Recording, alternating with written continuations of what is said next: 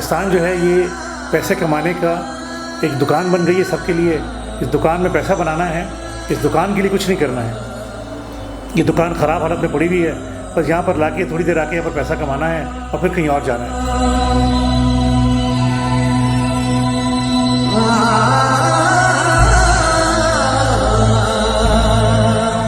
اتنی سوجھ بوجھ ہمارے عوام میں, کیسے آپ لوگ بیوقوف بن جاتے ہیں لوگوں کے ہاتھوں میں.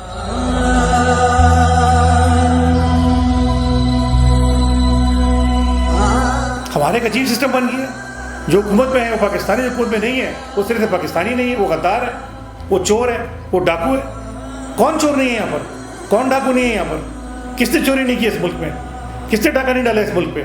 جس طرف ہمیں سیاستدان لے کے جا رہے ہیں ان کو تو پرواہ ہی نہیں ہے.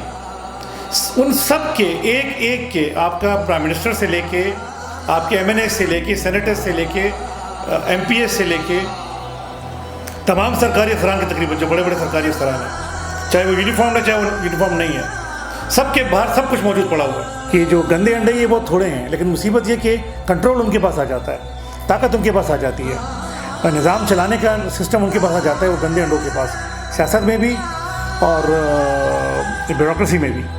ابھی پی ٹی آئی کا دور آپ دیکھ لیجیے, باقی سب کو کرپشن کے اس میں پکڑا تھا کہ یہ کرپشن کر رہے ہیں, ان کے اوپر ریمپے کیسے لگائے ہوئے تھے. خود ان کے گھروں میں سی ایمز, ان کے پی ایم صاحب کے گھروں میں کرپشن کی انتہا ہو رہی تھی.